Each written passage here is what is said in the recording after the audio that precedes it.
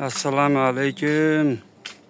Akalar, ukalar, xo'roz ishqibozlar, yaxshimisizlar, charchamayapsizlarmi? Anchadan beri video qilmayotgandim.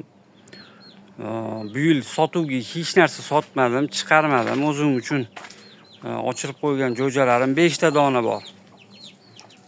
2 haftalik bo'lib qolishdi bu jo'jachalar. Bular Yulduzchani navara qizi bilan mana bu jo'jadan chiqqan. Kimga kerak bo'lsa mabodo, bu yerda bitta tovuq, menimcha bitta tovuqchasi bor, qolgani xoroscha, hammasi xoroscha. Mana bunisi tovuq, mana bunisi tovuqchasi.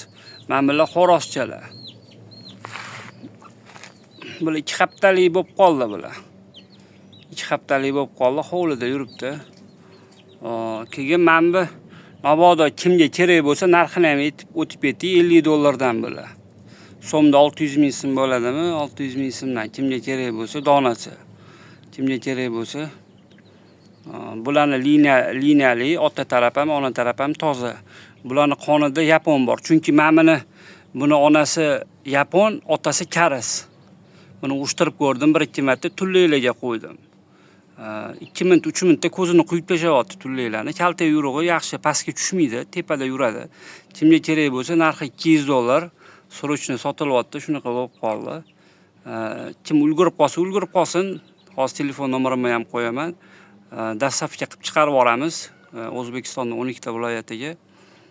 Xoros boqilmagan, quruq donda yotibdi. Shu holida bir 4 kilo bo'lsa kerak. Boqilsa 4 kilo 700, 4 kilo 800 da o'ynaydi. Jo'ja. 10 oylik jo'ja bu. Mana pixlarini ham ko'rsatib o'taman.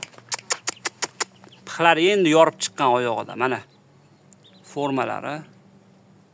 10 oylik jo'ja bu. Shuni bolalari mana bular, shuni bolalari mana. Shuni bolalari. 5 ta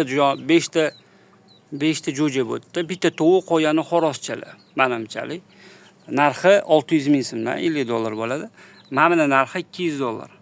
Kimga kerak bo'lsa Novodoga nomerlarimni qoldiraman. Jo'ja kerak bo'lsa jo'ja, yoki mana xoros kerak bo'lsa xoros. Buni boqib sezonda xudo xolasa o'ynaydi bu. Kimga kerak bo'lsa aloqaga chiqaverasizlar akalar, ukalar. Sog'lik, salomatlikda uchrashguncha.